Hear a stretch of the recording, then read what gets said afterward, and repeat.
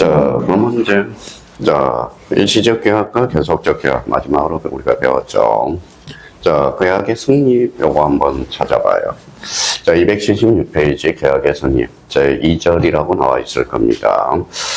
자, 계약의 승리과 관련돼서 우리가 제일 이번 달 곳에 꼭 해둘 거는 청약과 승낙의 법적 성질이 뭐냐. 요 정도 우리가 잡아둘 필요가 있어요. 그러면, 거기에다 이렇게 필기를 한번 해보시죠.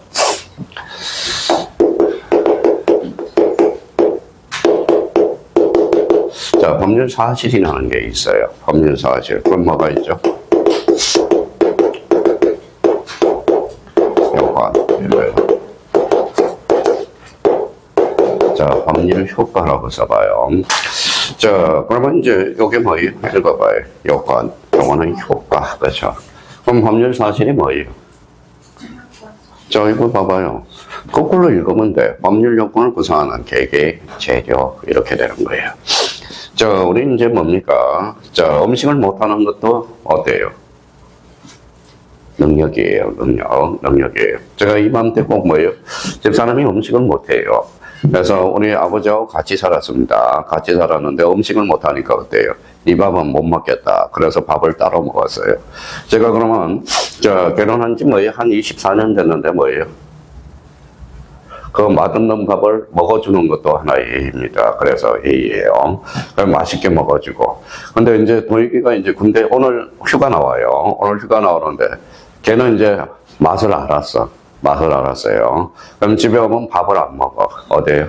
시켜서 먹어. 시켜서 먹어. 이제 엄마가 이제 애가 이제 엄마가 밥을 못하는 건 이제 반찬을 못하는 걸 알고 있구나.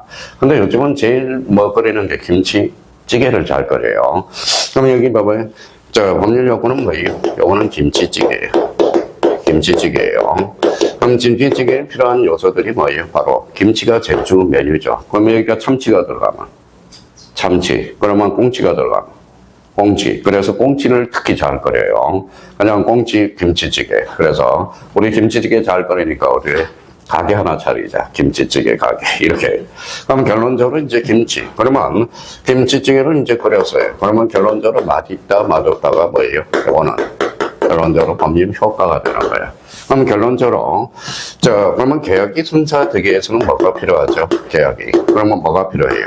청약과 승낙이라는 거야. 그러면 청약과 승낙의 합치를 가져와야 계약이 성사가 된다고. 그럼 계약은 결론적으로 내 마음대로 할 수 있죠. 계약은 뭐예요? 읽어봐요.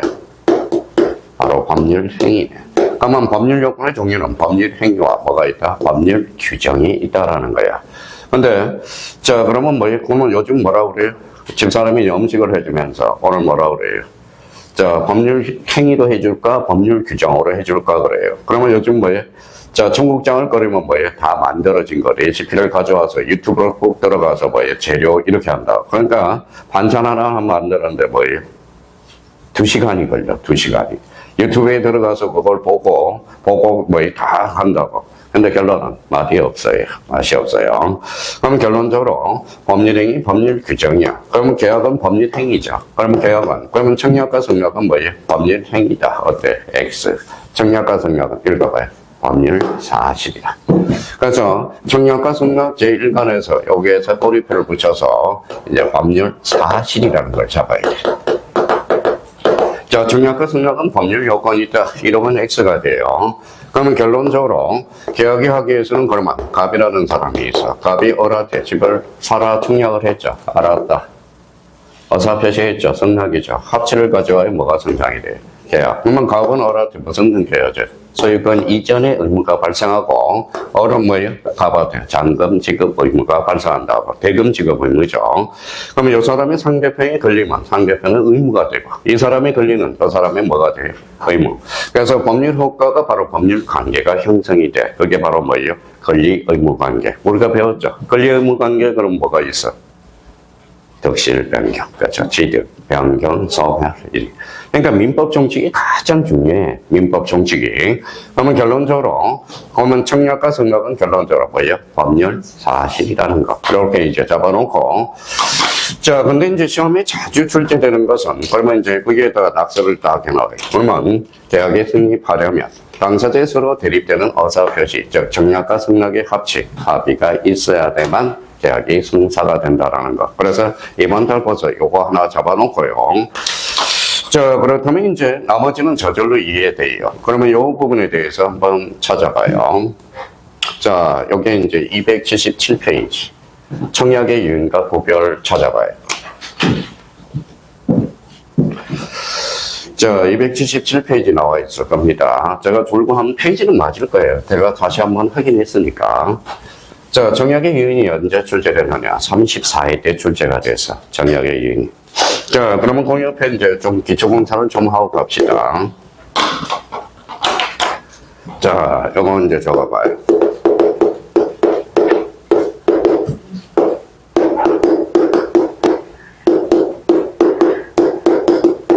자, 개긴다, 꼬신다. 자, 개긴다, 꼬신다. 이게 표준어거든, 사실. 표준어거든. 자, 그러면 여기 한번 봐봐요. 개긴다, 그럼 법률용어로 한번 써봅시다. 뭘까요? 예정력이네. 자, 절대적 무효는 선의 제3자한테 개길 수 있어, 없어? 없어. 그죠? 그러면 선의 제3자는 보호되지 않는 것. 이게 절대적 무효가 돼요. 그러면 선의 제3자가 보호되는 거 뭐예요? 상대적 무효가 돼. 이미 출제가 될 거예요, 작년에도. 그러면 꼬신다, 그러면 이걸 뭐라고 그래? 그렇죠. 유인. 자, 자주 출제돼. 청약과 청약의 유인의 관계를 우리가 잡아두는 거. 그러면 여기 한번 봅시다.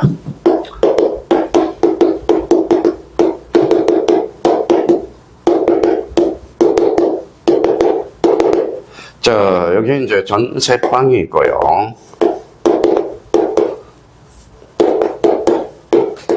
자, 이거는 쓸 필요가 없어요, 일단은. 전세방과 어느 게 좋아요? 1번이 옳은 말이에요? 밑에 가요? 얘가 아래가? 1번. 요겁니다. 전세방과 이거는 표준어가 아니에요. 이렇게 구한, 여기 우리 전단지가 이렇게 전세방과 그러면 들어가지 마세요. 그 주인은 무식한 주인입니다. 그래서 잘 따져야 되고. 자, 그렇다면 이제 전세방과에서 우리 이제 전세방과 똑같이 이제 한번 써봐요. 자, 써서. 자, 전세방과 이렇게 나와 있어. 그래서 연락주상. 자, 전세방과 그러면 요거는 전세가 뭐예요? 7천만 원 이렇게 한번 해봅시다. 자, 7천만 원. 그러면 결론적으로 요거는 뭐예요? 연락주상 그러면 요거는 청약의 유인이에요. 요거는 청약의 유인이 되는 거야. 유인. 그러면 전세방과 요거는 뭘까요? 요거는 7천만 원. 요거는 청약이 되는 거야. 청약. 그럼 결론적으로 광고 전단지 있죠. 그래서 최근에 출제된 게 광고 전단지는 청약이다. 이러면 틀려. 뭐라고요? 청약의 유인이라는 거야. 자주 출제되니까 이 부분에 대해서 대비해 두고요. 그러니까 이번 달고서는 청약과 청약의 유인의 관계를 우리가 잡아둘 필요가 있어. 그러면 봐봐요. 자, 저기 지하철 가면 자판기 있어요, 없어요? 있어요. 그러면 청약일까요? 청약의 유인일까요? 금액이 정해져 있죠. 그래서 이거는 청약이 되는 거야.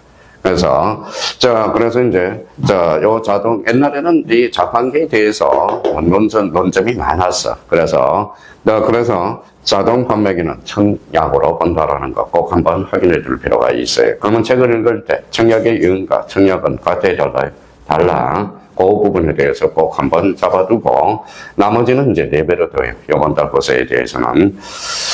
자, 그렇다면 이제 그러면 청약의 유인을 우리 자주 출제되고 있으니까 대비해 둘 필요가 있고요. 자, 그러면 이 부분에 대해서 한번 찾아보죠. 자, 이 부분에 대해서. 자, 성낙에 대해서 279페이지에 봐봐요. 자, 성낙이라는 것은 일단 줄쳐놔요. 청약에 의해서 계약을 성립시키기 위해서 청약의 상대방이 청약제에 대한 의사표시다. 자, 의사표시 요거 행간 펼쳐놔요. 그럼 의사표시는 법률 요건이야, 법률 사실이야? 갑자기 물어보니까 헷갈리거든. 그러면 여기 부분에 대해서 자, 법률 사실이라고 써놓고요. 자, 그러면 요거 이렇게 세팅을 해놓으라고. 의사표시는 법률 요건이 아니라 법률 사실이야. 자, 의사표시가 두 개다. 뭐가 성사돼? 계약. 의사표시가 하나면 단독행위. 의사표시가 두개 이상이면 합동행위. 이렇게 된 거야. 합동행위. 그래서 이 부분에 대해서 이제 한번 확인을 해야 되는 문제고요. 자, 그렇다면 이제 청약과 관련돼서 이제 쭉 가다가 이제 뭐예요? 자주 출제되는 게 있어요. 그래서 이제 자, 요거 한번 보시죠. 자, 요걸 한번 찾아봐요.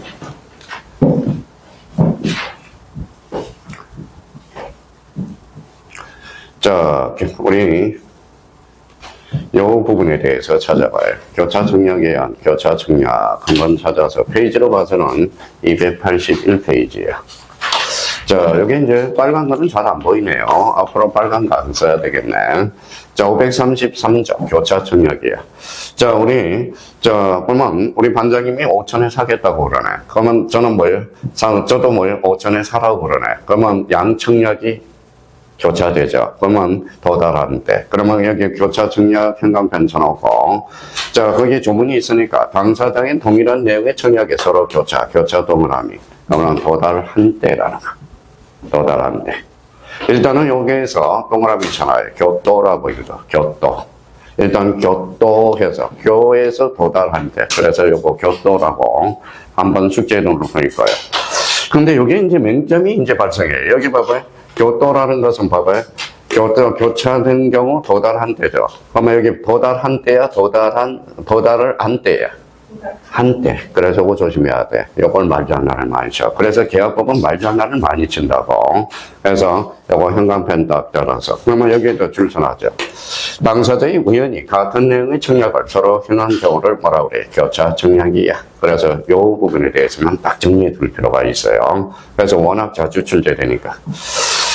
자, 그러면 이제 봐봐요. 또 하나 우리가 잡아둘 거는 여기 한번 봐봐요.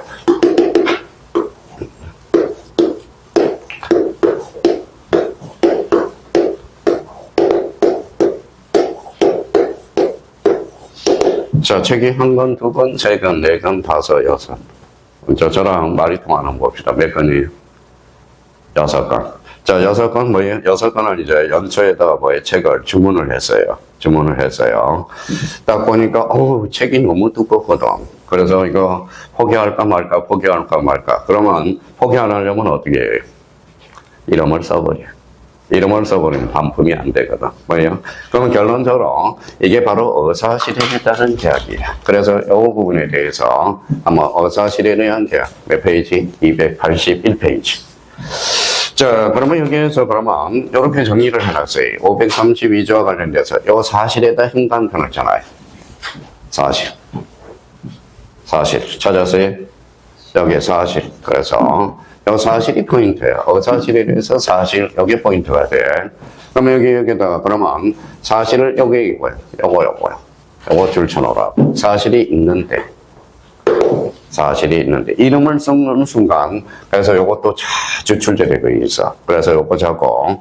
그래서 요즘 제일 못난 사람이 뭐예요? 자, 오늘 교보문고에 갑시다. 그래서 애가 어려가지고. 이제 너 만화책 하나 사지 마. 그래서 애가 쫓아가서 코너에 가서 뭐예요? 만화책을 딱 골랐어요. 근데 만화책은 기본적으로 뭐 해놨어요? 비닐로 쌓아놨어. 비닐을 뜯는 순간 반품이 안 돼. 무슨 말씀인지 아시겠죠? 그러면 비닐을 뜯는 순간 계약은 성사가 되는 거야. 그래서 막 때려요. 왜 자꾸 사준다고 그랬으면 사주면 되지. 그 비닐을 뜯었다고 뭐예요? 막 야단을 치는 거야. 반품이 안 돼요. 그럼 결론적으로, 자, 그러면 비닐을 뜯는 순간 계약은 성사가 되는 거야. 그러면 결론적으로 여기 봐봐요. 사실에 대한 계약은 사실을 안 때가 아니라 읽어봐요. 사실이 있는데. 그래서 행방법 말장난을 친다. 그래서 계약법은 말장난을 많이 쳐. 말장난을. 그러면 사실을 안 때가 아니라 뭐예요? 사실이 있는데. 교차 청약은 도달한 때. 도달을 안 때가 아니라 도달한 때. 영어 우리가 잡아둘 필요가 있어요. 그래서 사실에 대한 계약. 그래서 그럼 지금 이제 한번 도전해봐. 자, 그러면 저희가 지금 성리학과 성리학과에서 한번 책을 한번 읽어서 다음 달에 오늘 가서 복습할 거는 요것만 복습을 하더라고. 어차피 요 책은 3, 4월 달에 또 똑같은 책으로 가거든. 그래서 5월 달까지는 3, 4월 달까지는 요 책으로 간다고 계속. 그러면 5, 6월 달에 무슨 집? 요약집. 그래서 요약집. 그러니까 그래서 요약집은 기본서를 좀 깨차고 있는 사람이 요약집이 좋아요. 요약집은 포인트만 잡아주거든. 그러니까 요약집. 딱딱하면 요약집은 생각이 안 나. 그래서 평상시에 기본서를 잡고 있는 습관을 따라달라는 거. 그래서 요즘 뭐라는 거예요? 어떤 수강생이 그러더라고요. 지난주에, 어제 갔다 오니까. 선생님, 이제 기본서가 읽힌대. 기본서가 어디가 포인트고, 어디가 읽고. 그동안은 직장인이기 때문에 뭐예요? 야간에. 주간에 일을 하고 야간에 쫓아와서 강의 듣고, 책을 읽는 습관. 그러니까, 문제를 풀면 뭐라는 책 읽는 습관이 안 들어져 있어요. 근데 요즘은 몇 년 차예요? 야간은 얼마 안 돼. 한 3년 차가 되는데, 횟수로는 3년 차야. 근데 봐봐요. 첫째는 또 뭐예요? 아버님이 또 다치셔가지고 또 그렇고. 이게 두 번째는 뭐예요? 무슨 문제가 생겨서 또 중간에 하다가 또 하고. 그러니까 공부로는 횟수로 봐서는 뭐예요? 몇 개월도 되지 않는다고. 근데 이제 뭐예요? 이제 어제 가니까 교수님 책이 너무 잘 읽혀져요. 너무 기분이 좋아요. 그러니까 책이 살아서 움직인대. 그래서 자기가 한번 가서 읽어보도록 해야 돼요. 가서 한번 읽어서 자기가 뭐가 모르고 있는지. 그러면 자기가 뭐 조심할 거는 청약과 생각은 무슨 표시다? 어사표시다. 어사표시는 법률, 요건 법률 사실. 자주 출제되고요. 그러면 거기에 대해서 청약과 청약의 유인의 관계 한번 잡아두고, 그러면 승낙의 개념. 그러면 우리 이제 계약이 성사될 때, 대표적으로 교차 청약 도달한 때, 어사실에는 사실이 있는데, 외우려고 그러지 말고, 여기 봐봐요. 요거, 사실. 읽어봐요. 사실이 있는데. 그렇게 사실을 안 때가 아니라 있는데. 그렇게 이제 잡아둘 필요가 있고요. 자, 그렇다면 이제 계약 체결상의 가실 책임. 자, 요 계약 체결상의 가실 책임은 한번 올해 지문으로는 또 나올 수 있어. 지문으로는. 자, 가실 책임이란. 그 옆에다 여백이 있으면 요거부터 출발해야 돼. 뭐라고 써놨어요? 불능. 불가능의 반대말이 불능이죠. 불능은 성립 요건이야, 효력 요건이야? 효력 요건. 효력 요건이. 그래서, 자, 불능은 그러면 여기 봐봐요. 써놓고서 나옵니다.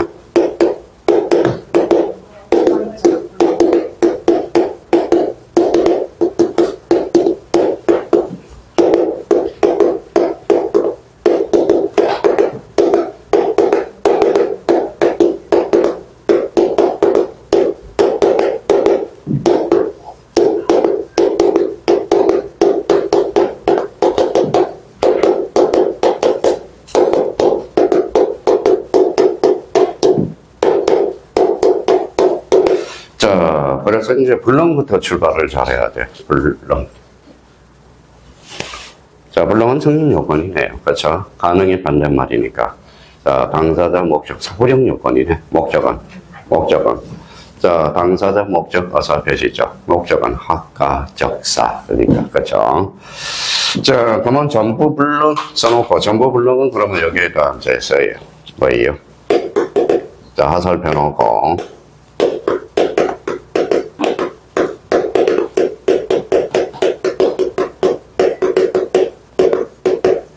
계약 체결상의 가실 책임. 일부 불능은 오는 137조 일부 우회 법리. 그죠? 자, 채무상의 기책사유가 있다. 기책이라는 것은 우리 뭐예요? 이거는 고의가실이라는 거야. 고의가실을 기책사유라고 그래. 기책사유. 그러면 기책사유와 관련돼서는 뭐예요? 이렇게 써놔요. 채무불이행 책임. 늘 출제가 돼요. 요 부분과 관련돼서 또 문제 하나가 나오네요. 자, 채무자의 기책사유가 없다. 그러면 무슨 부담? 이연부담. 그럼 봐봐. 그러면 채무 불이행과 이연 부담이 늘 출제가 되고 있고, 계약 체결상의 가실 책임은 그러면 결론적으로 출제 가능성은 희박해졌어. 민법 총칙에서 나올 가능성이 조금 한 지문 정도로. 자, 그러면 봐봐요. 자, 그러면 계약 체결상의 가실 책임은 읽어봐요. 원시적 불능이면서 전부 불능. 요걸 요건을 하는 거야. 그러면 저희가 와서 그러면 요 부분에 가서 서러운 부분에 찾아서 여기에다가 써요. 자, 계약체결상의 가실 책임이 되려면 두 개. 자, 그러면 원시적 불능이면서 원시적 불능 플러스 전부 불능 플러스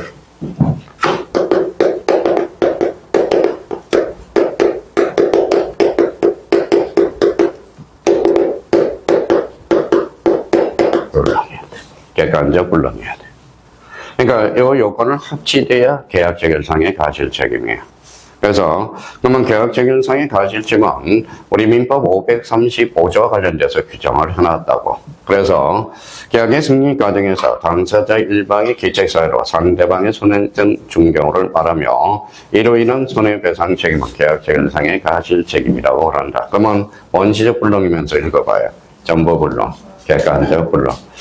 자, 공인중개사 20회 때 어떤 질문이 출제됐느냐. 자, 다음 중 계약체결상의 가실 책임의 유형을 골라라. 그러면 요 세 가지 요건에 합치되는 거. 읽어봐요. 원시적 불능. 자, 전부 불능, 객관적 불능이야. 자, 이거예요. 자, 이 문제가 왜 대두가 됐느냐. 옛날에 이제 여기 봐봐요. 요즘 뉴스에 있는 거 팩트 가지고 이야기하는 거니까. 여기 장판이에요, 장판. 자, 장판 가게에 애를 데리고 가서, 한번 장판은 똘똘똘 몰아놨죠. 근데 애를 왜 데려가, 장판에서. 아무리 울어도. 그래서 장판을 보다가 장판이 무너졌어. 애가 깔려서 사망한 사건이 마포에서 있었던 거예요. 뉴스에 나왔다는 겁니다. 특히 이런 것도 뉴스에 많이 봤죠. 자, 우리가 사실, 여기 한번 봐봐요. 자, 우리가 이제 사실, 이런 게 한번 논설을 한번 쓴 게 있어요. 뭐라고 들었죠? 쌍기역. 성공의 노하우, 쌍기역이 있어. 쌍기역.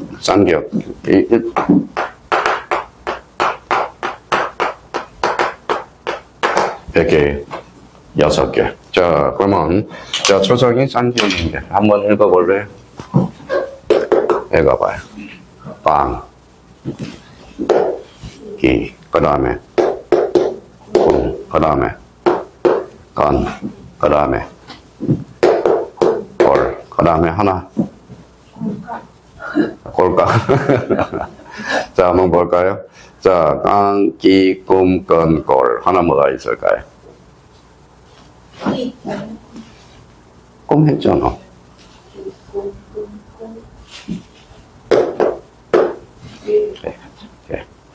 자, 저희가 인생을 요 6개 중에 2개만 있으면 인공성공을 했습니다. 그래서 특히 여자분들은 잘 알아둬야 돼. 우리 AQ운이라고 뭐예요? 깡도 없어지고, 기도 없어지고, 꿈도 사라지고, 건도 없어지고, 골도 없어지고, 깨도 없어졌어.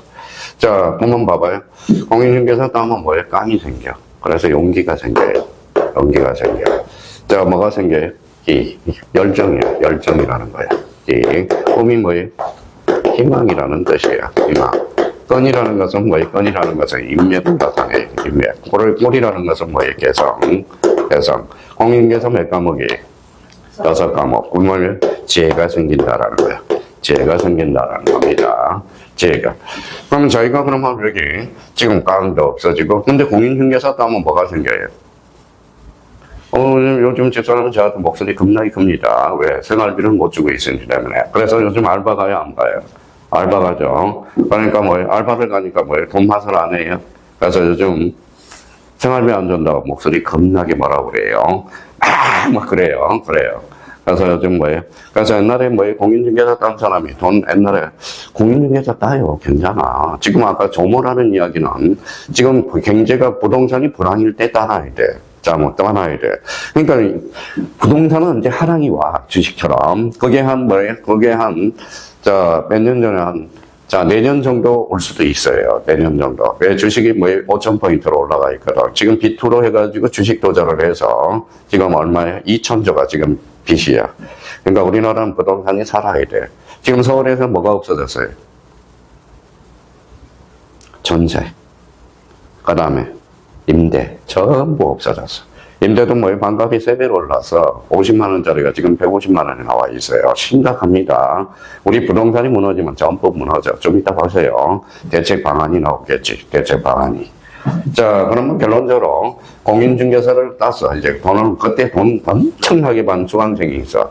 남편을 무시하니까 남편이 시골이니까 어때요? 낯 들고, 망치 들고 가서 살인사건을 벌인 사건이 있어요. 그러니까 이게 참 그렇더라고. 이게 돈 맛을 알면 뭐예요? 깡이 생기는데, 나름대로 서로 조심해서 살아야 된다는 겁니다. 알아도 모르는 척, 모르는 척.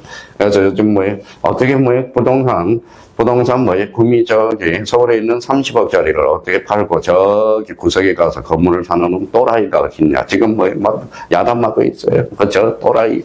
그래서 아버지한테 또라이, 어머니한테 또라이. 다 생각이 있습니다. 생각이 있고요. 생각이 있어서 그런. 근데 그걸 표현하면 또 또라이 소리 들을까봐. 또라이. 그러니까 결론적으로, 그러면 여기 생각해봐요. 그러면 이 사람은 그러면 애가 죽었을 때 어떻게 애를 보상해 줄 건가 나온 게 바로 계약 체결상의 가실책임이야. 그래서 요 의미값도 대표적으로, 눈 오는 날 독일에서 나오기 시작했어요. 눈 오는 날 가게를 들어가는데 눈 앞에 발라당 넘어졌어. 그럼 계약이 지금 성사가 됐어, 안 됐어? 안 됐어. 그 전 단계로 어떻게 구분을 해줄 건가? 나온 게 바로 계약 체결상의 가실책임이야. 그러면 이거는 지금 칠판에 두는 것은 이거는 배워줘야 돼. 그러면 원시적 불능, 전부 불능, 계약 체결상의 가실책임. 일부 불능은 바로 137조 일부 부의 범위고, 후발적 불능은 채무자의 기책사유가 있으면 무슨 책임? 채무불이익. 그럼 기책이 뭐냐? 바로 고의가실. 고의가실을 무슨 행위라고 그래? 이법행위라고 그래. 이법행위. 그러면 결론적으로 후발적 불능은 뭐예요? 바로 채무자의 기책사유가 없으면 무슨 부담? 이혼부담. 시험에 자주 출제돼. 봐봐요. 채무자의 기책사유가 있으면 이혼부담의 문제가 발생한다. 어때? X야. 그러니까 이 문제를 정확하게 한번 숙제해주고, 그리고 또 하나 여기에서 또 하나 우리 점검을 할 게 있어요.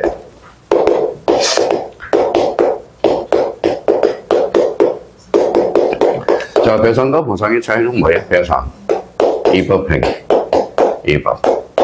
이법에 대해서 손해죠. 보상은 뭐예요? 적법에 대해서 손해. 이런 기초를 잘 다져놔야 돼, 기초. 그러니까 배상과 보상의 차이는 이법행위냐, 적법행위냐, 이게 문제가 되는 겁니다. 그러면 이 기책사유가 꼭 무슨 가실? 고의가실. 그러면 채무불이행 책임이 대표적으로 고의가실, 즉 이법행위. 그래서 우리 불법행위 책임과 관련돼서 이법행위에 대해서는 우리 민법 두 개를 규정해놨어. 조문은 알 필요 없어. 390조 채무불이행 책임, 750조 불법행위에 대한 손해배상 책임과 관련돼서 750조가 있거든. 그래서 요걸 잡아놓고, 그러면 계약 체결상의 가실 책임에서 그러면 저희가 낙서를 하고 한번 갈 게 있네요. 그러면 여기에다 행강편차나요. 원시적, 객관적, 전부 불능이다. 그러면 이번 달 코스에서는 그 정도만 알아두면 돼. 그래서 이혼부담의 문제는 가중치로 본다면 별표 하나, 지문 정도가 올해 출제 예상이 되니까 대비를 해둘 필요가 있어요. 그렇다면 이제 여기 한번 봅시다. 그러면 우리가 쭉 넘겨서 이 부분을 한번 찾아봐요. 쌍무계약의 효력. 여기는, 별표, 특징과 관련된 행간편 딱 쳐놓고, 별표 하나 딱 해놓고. 일단 쌍무계약의 반대말은 뭐예요? 현무. 그러면 거기, 요렇게 해서 되죠.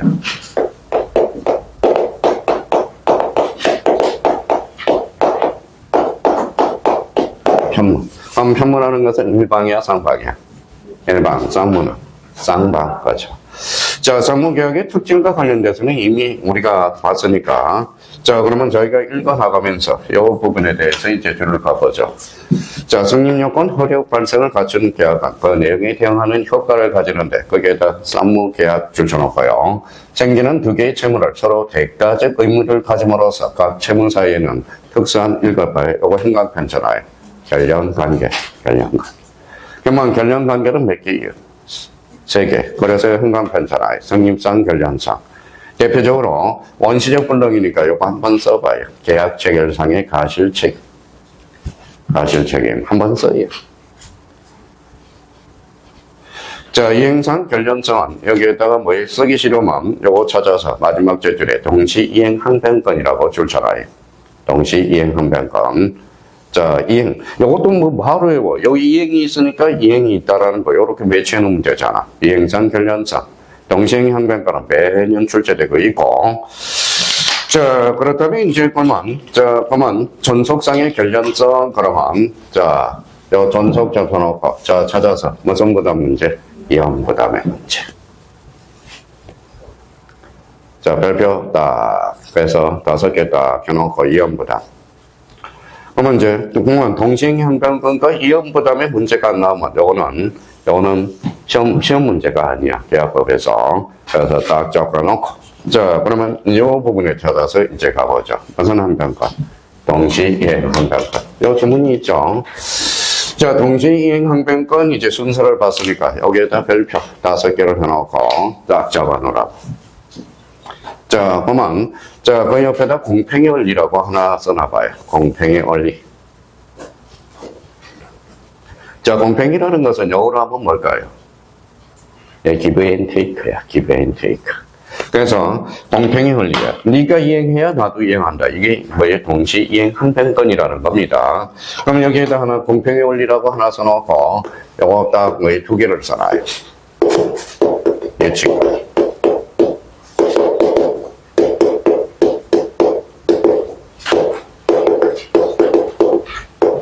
뭐라고 써놨어요? 동시 이행 항변권.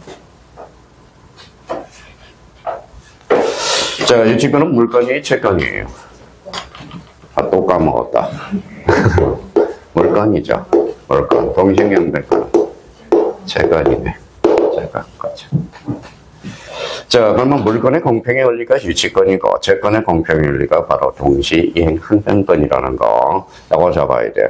자, 물건은 그러면 여기에서 물건은 절대권이 상대권이에요. 절대권. 다 까먹었다. 채권은 상대권. 이렇게 이제 잡아놔요. 자, 채권이란 특정인이 특정인에게 요구하는 행위적 거부죠. 그래서 유치권, 동시행 항변권. 일단 이렇게 기초공사를 하나 해놓고 그러면 우리 민법에서 물권법이 유치권 나와야 안 나와요? 무조건 출제가 되거든. 그러면 채권법에서도 바로 대표적인 동시이행 항변권은 늘 출제가 되고 있어요. 자, 그래서 그러면 동시행 항변권은 채권이야. 그러면 채권은 누구한테만 주장할 수 있어요? 계약 당사자한테만 주장할 수 있어. 사례 문제가 나왔다 그러면 뭐예요? 계약 당사자. 이렇게 잡아둘 필요가 있어요. 그럼 여기에 대해서 그러면 유치권은 물건이에요? 채권이에요? 물건이죠. 그러면 물건은 뭐예요? 모든 사람한테 주장할 수 있어. 엄마나 아빠가 오나 제가 핸드폰을 하나 맡겼어요. 문에서 일주일 뒤에 와라. 그래서 수리비를 안 줬어. 수리비를 안 주니까 어때요? 그러면 수리비를 안 주니까 놔두고 가세요. 그게 유치권이거든. 근데 제가 하니까 부인이 가도 뭐다 그거는 안 줘. 왜? 유치권은 물건이야, 채권이야? 물건. 모든 사람한테 주장할 수 있다라는 거야. 그러면 채권은 누구한테만 주장할 수 있어? 계약 당사자한테만. 그래서 이 부분에 대해서 그래서 공평의 원리라는 기본이 작용이 돼야 됩니다. 자, 그렇다면 이제 동시이행 항변권과 관련돼서 그거 딱 잡아두고 그러면 이 부분에 대해서 한번 잡아봐요. 그러면 이걸 한번 줄쳐놔야 되겠죠. 그래서 자, 상무계약의 당사자 1번 상대방이 채무의 이행을 제공할 때까지 자기의 채무의 이행을 거절할 수 있다. 그래서 이걸 뭐라고 써요? 동시이행 항변권이라고 딱 줄쳐놓고 그래서 여기에 쭉 가면 공평의 이념이라는 게 나와 있어. 그래서 공평의 이념 밑에 줄에 있을 겁니다. 그래서 공평의 이념을 바람으로써 상대방 이행을 거절할 수 있는 권리를 인정하는 채무 이행을 확보하도록 배려한 제도가 뭐예요? 동시이행 항변권이야. 근데 이제 그러면 거기에다가 동시이행 항변권을 한 번 더 써요. 그러면 그 밑에 메뉴에 여백이 있으니까 여기 한번 봐봐요. 한번 써봐요. 동시이행 항변권이라. 자, 그러면 있는 글씨 그대로 분석하는 분석 습관을 걸어요. 그러면 읽어봐요. 동시이행 항변권이네. 자, 동시라는 것은 요거는 뭐예요? 읽어봐요.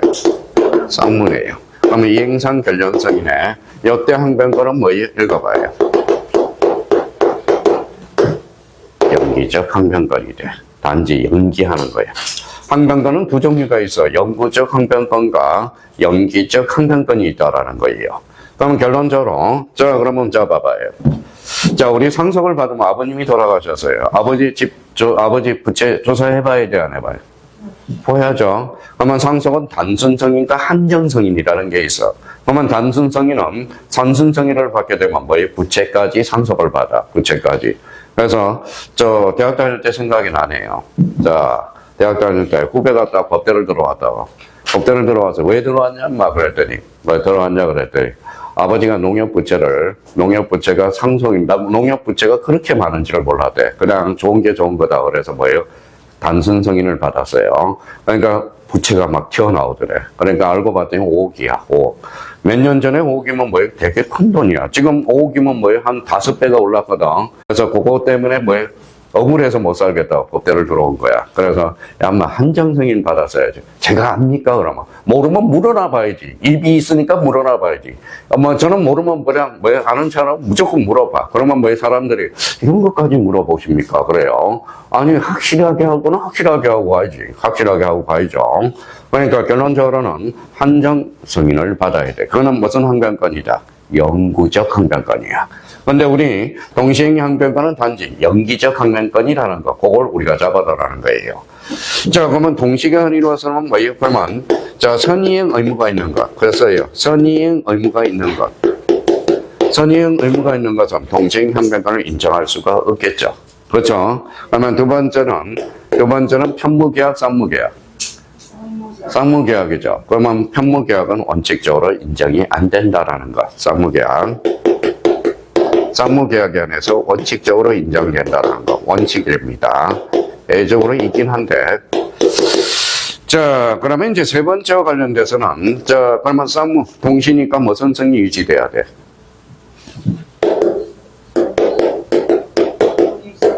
자, 전 사실과 손사실이 동일성이 유지돼야 돼. 자, 경계계약이 있어요. 그러면 경계계약은 구채무를 신채무로 하거든. 그러면 그하고 신은 같아야 달라요. 다르죠. 그러면 경계계약에서는 동시 이행한별까지 인정될 수 없다라는 거야. 그러니까 이런 의미야. 그러니까 이번 달 것에 우리가 이제 자 그러면 여기 또 하나 더 잡으면 쌍무는 여기 하나 써놔요. 당사자형이에요. 자, 이게 의미는 뭐냐? 봐봐요. 판사님이 이제 재판을 걸어와서 판사님이 이렇게 말을 못해. 그는 동시이행 관계가 성립됩니다, 안 됩니다 이런 말을 못해. 누가 주장을 입증해야 돼? 당사자가. 그러면 동시이행항변권은 법원이 직권으로 판단한다. OX, X. 누가 주장 입증해? 당사자가. 근데 여기에서 그러면 초창기에 질문이 온 사람이 있어요. 그러면 여기에서 뭐가 하나 깔려 있어야 돼? 원형권이라는 거예요. 원형권. 원형권이 뭐냐? 판사님. 요러한 사실이 있는데 판사님 살펴주세요 하는 게 원형권이야. 그러니까 결론적으로 보면 동시행항변권은 누가 주장 입증해야 돼? 당사자. 그러니까 동시행항변권은 얘가 판사님한테 부탁을 해야 돼. 판사님, 요거는 동시이행항변권이 발생할 수도 있습니다라고 물어봐야 돼. 그게 무슨 건이다? 읽어봐요. 원용권이라는 거. 원형권. 우리 여기 앉아있는 사람이 뭐예요? 원형권이 뭡니까? 질문한 사람이 한 분 계셨어요. 그래서 원형권이라는 것은 판사님, 요러한 사실도 뭐예요? 살펴주세요 하는 게 원용권이라는 거. 그러니까 여기에서 그러면 원용권과 관련돼서 그 옆에다 필기를 하나 해놔요.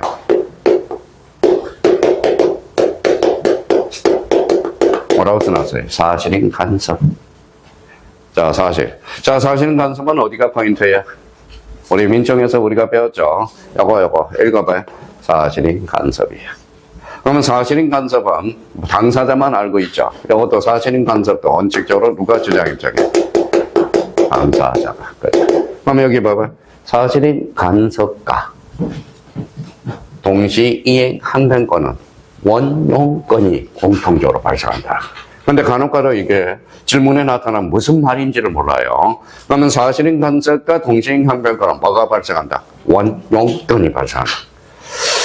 자, 그렇다면 그러면 우리가 막 읽다 보면 골치 아픈 게 있어요. 자, 그러면 이걸 한번 찾아서 나머지는 읽어봐도 되는데, 판례에서 요거는 인정, 우리가 불인정되는 게 막 미쳐버려요. 자, 그러면 요거 한번 찾아봐요.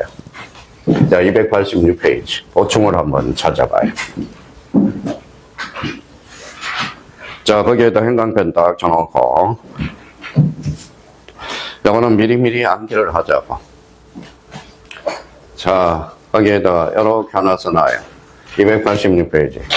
앞으로 뭐 발음이 안 좋다고 그래서 되도록이면 여기에다가 앞으로 이제 작업은, 다음 달 작업은 여기에다 포인트를 달아서 이렇게 써줄 생각이야. 초보자를 위해서. 자, 그러면, 자, 동생형변권 부정과 관련돼서 부정이야. 보충이 나와 있어요. 요거 변제 의무야. 자, 그래서 그 옆에다 써요. 변제 의무.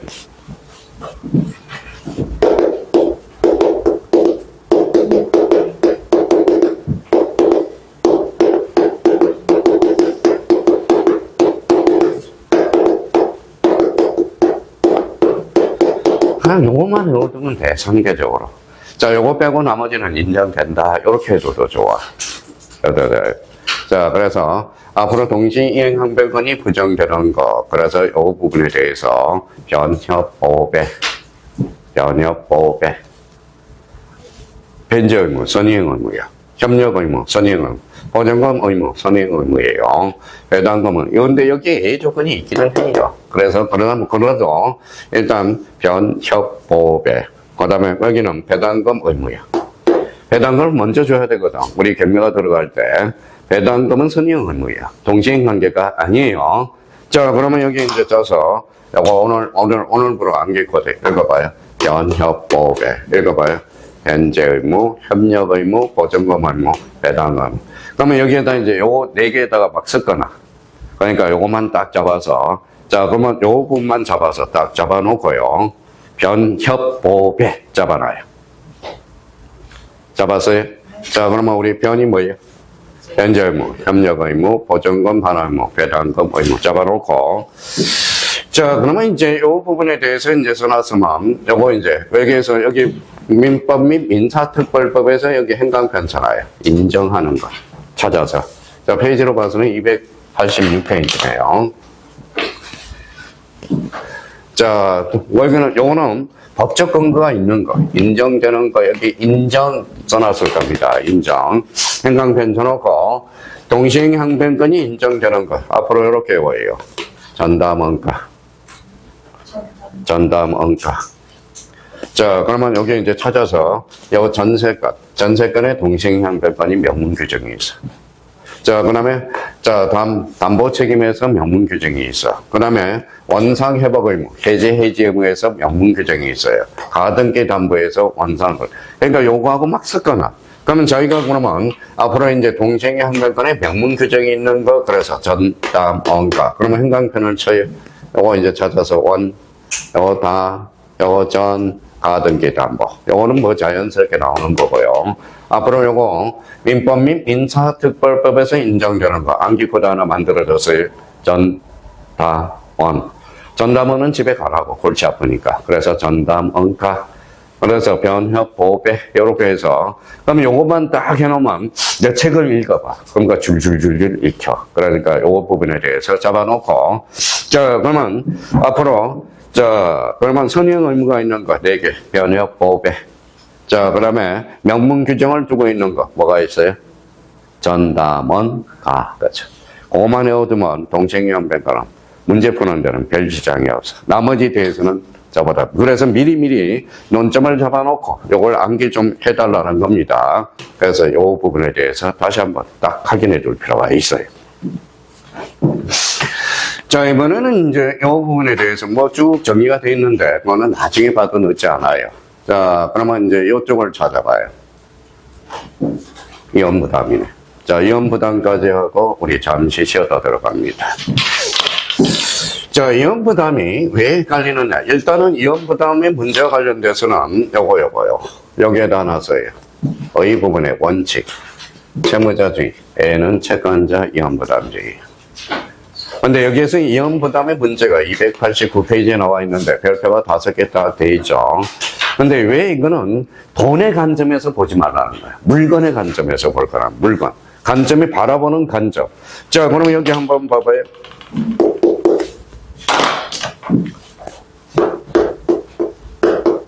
뭐라고 써놨죠? 수지. 수지가 뭐야? 나뭇가지. 혹은 뿌리죠. 뿌리. 자, 수지라는 것은 봐봐요. 그러니까 집이 있어요. 자, 집이 있어요. 담벼락이 있어. 자, 나무가 있어.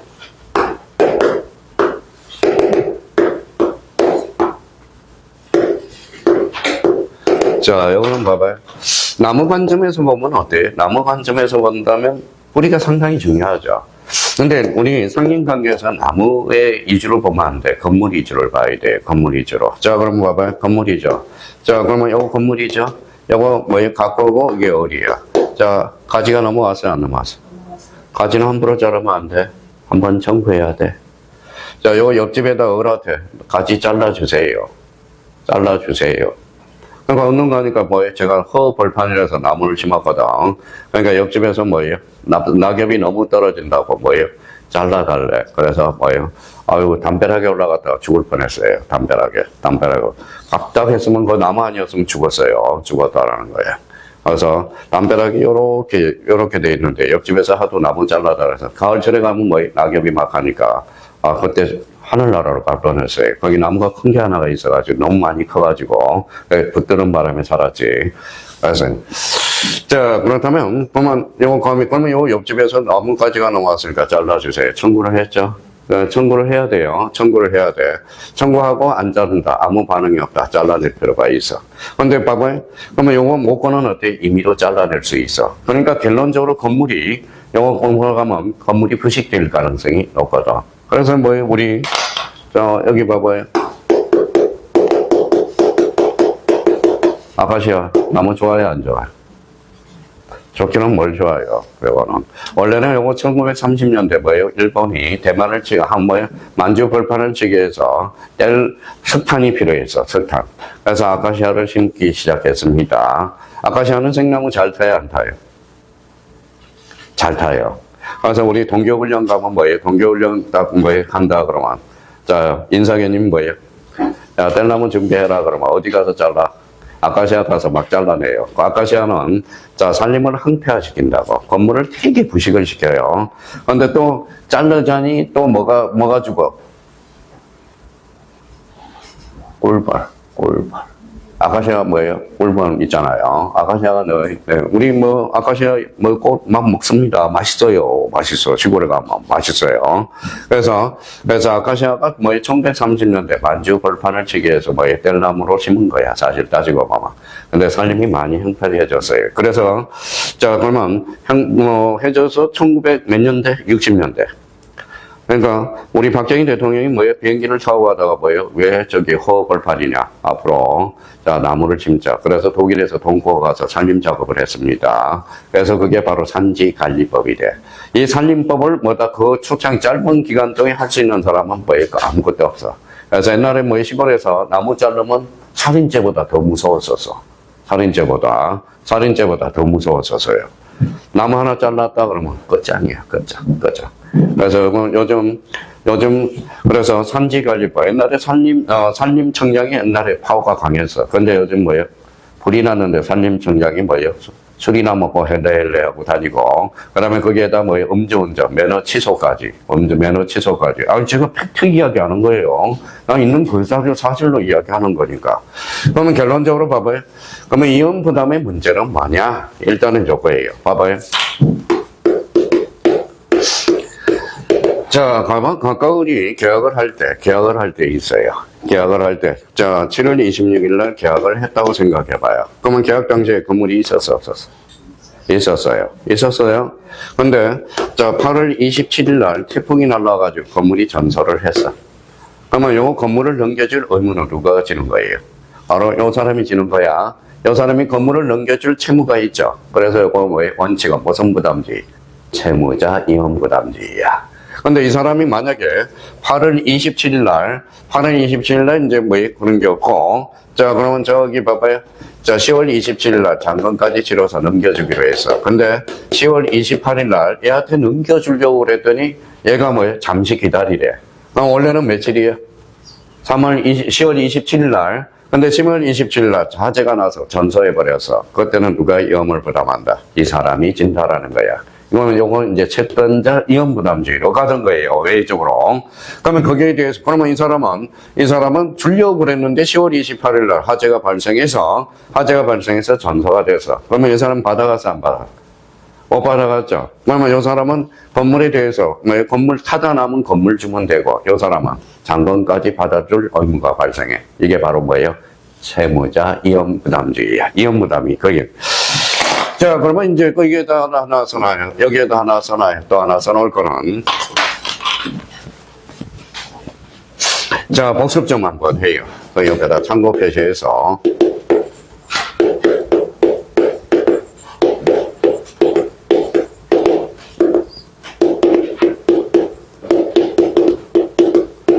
내가 봐요. 무슨 불능? 원시적 불능과 후발적 불능. 기준은 뭐예요? 불능.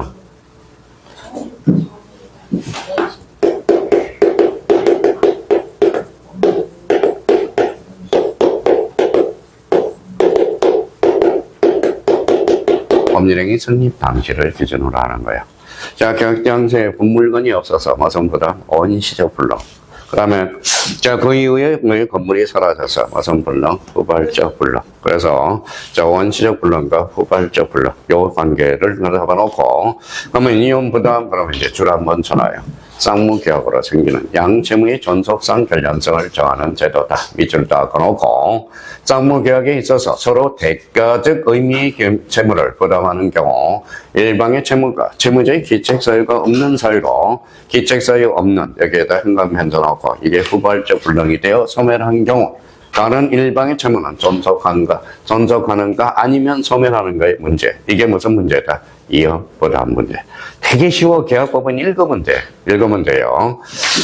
자, 그러면 여기 찾아서 원칙 무슨 부담주의죠?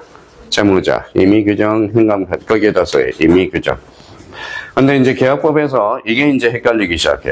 자, 그러면 오늘부로, 자, 임의규정 반대말은 뭐예요? 강행규정이죠. 그래서 강행규정. 자, 그 옆에다 이렇게 써놔봐요. 우리 어디에서 배웠어요? 계약법 처음부터.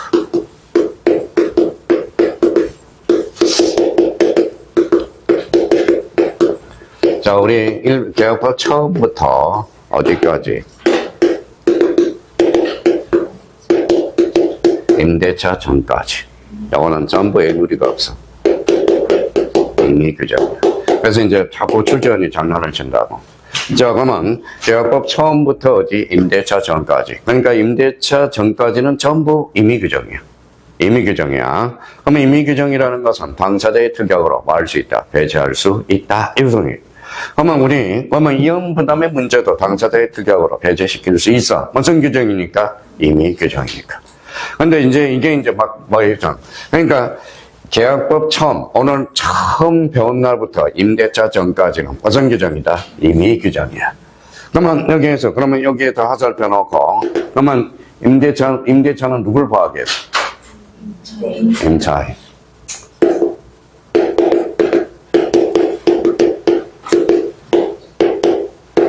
강행규정이네. 그래서 A적인 측면이 뭐가 있을까요? 임의규정이야. 그러면 봐봐요. 그러면 임대차는 그러면 뭘 공부해야 돼? 강행규정을 공부해야 돼? 임의규정을 공부해야 돼? 바보 같아. 그렇죠. 임의규정을 공부해야지. 그렇죠. 그러니까 강행규정이 많으니까 임의규정. 그러면 봐봐요. 시험 문제가 나와. 다음 중 임대차에 있어서 자, 강행규정이 아닌 걸 골라라. 당사자의 특약으로 배제시킬 수 있는 것을 골라라. 그럼 뭘 골라라? 임의규정을 골라라. 그래서 공부하는 패턴을 이렇게 정리를 해둘 필요가 있어요. 그러면 이혼 부담의 문제는 그러면 요 정도 원칙 잡아놓고, 원칙은 뭐예요? 채무자. A는 뭐예요? 자, A 조건은 요 부분에 대해서 줄 쳐놔요. A는 채권자주의 찾아서.